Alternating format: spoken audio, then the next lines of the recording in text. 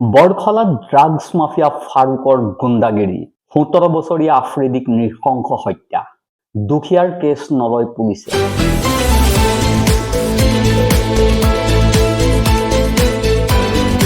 নমস্কাৰ, news on north ইষ্টৰ আজিৰ এই প্ৰতিবেদনলৈ আপোনাক স্বাগতম। আপুনি চাই আছে দেশৰ এটা অগ্ৰণী নিৰ্ভীক নিৰপেক্ষ আৰু বহুভাষিক চেনেল নিউজ অন নৰ্থ। এইখন অসমত এতিয়া ধনেই ধৰ্ম হৈ পৰিছে। আপোনাক আজি মই কম এক শিহৰণকাৰী ঘটনাৰ স্থান শিলচৰৰ বৰখলাৰ শ্ৰীকোনা। মৰিয়াই হত্যা কৰা হল এজন দৰিদ্ৰ কিশোৰ মহম্মদ আফ্ৰিদিক। এয়া আমাৰ কথা নহয়। পোষ্টমৰ্টেম ৰিপৰ্টত প্ৰকাশ পাইছে ১৭ বছৰীয়া কিশোৰ মহম্মদ আফ্ৰিদিক মূৰত, মুখত আৰু বুকুত গধুৰ বস্তুৰে আঘাত কৰি হত্যা কৰাৰ তথ্য। গত ১৬ ফেব্ৰুৱাৰী তাৰিখে শিলচৰ জিলাৰ বৰখলা বিধানসভা সমষ্টিৰ অন্তৰ্গত শ্ৰীকোনাৰ ওলাদ হুছেইনৰ ১৭ বছৰীয়া পুত্ৰ মহম্মদ আফ্ৰিদি দিনৰ ১২ বজাত গৈছিল ঘৰৰ কাষতে থকা ফাৰুক হুছেইনৰ বাসগৃহত থকা পুখুৰীত গা ধুবলৈ।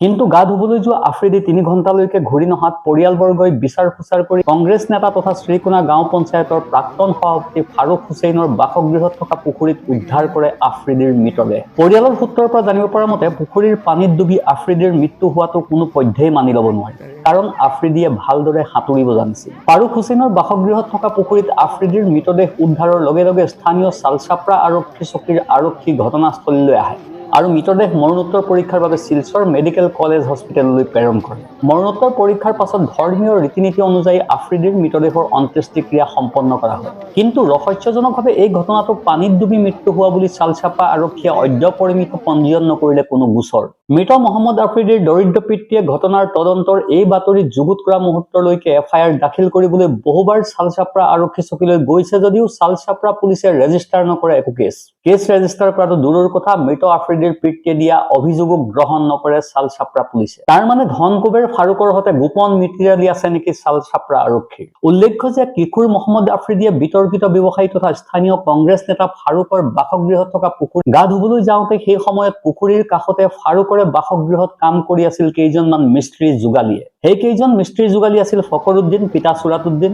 নাজিৰ হুছেইন পিতা সৈয়দ আহমদ, শহীদুল আহমেদ আৰু আজাদ হুছেইন পিতা খাইৰুল ইছলাম। উক্ত সময়ত দুৰ্ঘটনাস্থলীত উপস্থিত থকা এই সকলোকো পুলিচে অদ্যপিও জেৰা কৰা নাই। ইপিনে এই সংক্ৰান্তত পুলিচত গোচৰ নিদিবলৈ মৃত আফ্ৰিদিৰ পৰিয়ালক ভাবুকি প্ৰদান কৰিছে বিতৰ্কিত ব্যৱসায়ী ফাৰুকে। আফ্ৰিদিৰ মৃত্যুৰ কাৰণ সন্দৰ্ভত পোষ্টমৰ্টেম ৰিপৰ্টে ইয়াক এক হত্যাকাণ্ড বুলি অভিহিত কৰাৰ সময়তে বিতৰ্কিত ব্যৱসায়ী ফাৰুকে আফ্ৰিদিৰ মৃত্যুৰ কাৰণ সন্দৰ্ভত কি মন্তব্য কৰিছে আপুনিয়ে শুনক। ল'ৰাটো ছোটবেলা থেকে মদ পুষ্করিত আইয়া স্নান করিত। ওই দিন ও স্নান করার আহি আছে, আইয়া সাবন সুবন মাথায় মুখে লাগাইয়া আর মর পুষ্করণীর পারটু আছে গার্ডওয়াল দেওয়া, আর সাবন সুবন মুখে মাথায় লাগাইয়া আর চোখটু না খুলি মারিছে জাম জলের দিকে। জাম মারাতে গিয়া মর পুষ্করিণীটোর গার্ডওয়ালের মধ্যে ও মাথাটো মেরে মারা গেছে। ইয়ার কিছু আধা ঘন্টার পিছত ওর বাবা আইছে, ওর বাবা পাঠাইছে আমার পুষ্করিণীটোত মানে স্নান করিবার লাগি। তো আধা ঘন্টার পিছত ওর বাবা আইছে পুজ করিবার লাগি। আইয়া দেখিতে পাইছে তার স্যান্ডেল দুটো আছে, তার সাবান আছে, তার গা পরিষ্কারের চুলাটো আছে, লড়াটো নাই। তো একবার চিন্তা করিয়া ইয়াতে গুড়ি গেছে যে মোর লড়াটো বড় লড়া, 17 বছরের লড়া, মাত্র সাঁতার জানে, তো মরিবার কথাও নাই, ইয়াত গুড়ি গেছে। তার পিছত 2 নম্বর বার আবার আইছে আধা ঘন্টা পিছত। আয়া ও তবুও জলত নালামি খালি কুজি আছে।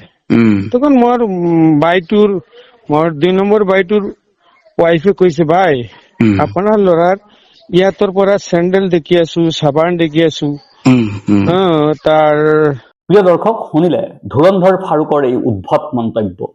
আৰু চাওক এই পোষ্টমৰ্টেম ৰিপৰ্ট। সততে অঞ্চলটোত দম দাদাগিৰিৰে স্থানীয় দৰিদ্ৰ জনতাক দমন কৰি ৰখা ফাৰুকৰ শ্ৰীকোণাত আছে ঔষধৰ ব্যৱসায়। এই ফাৰ্মাচীখনৰ অচিলালৈয়ে ধুৰন্ধৰ ফাৰুকে অঞ্চলটোত ড্ৰাগছৰ এক ৰমৰমীয়া বেহা চলাই অহাৰ গুৰুতৰ অভিযোগ উঠিছে।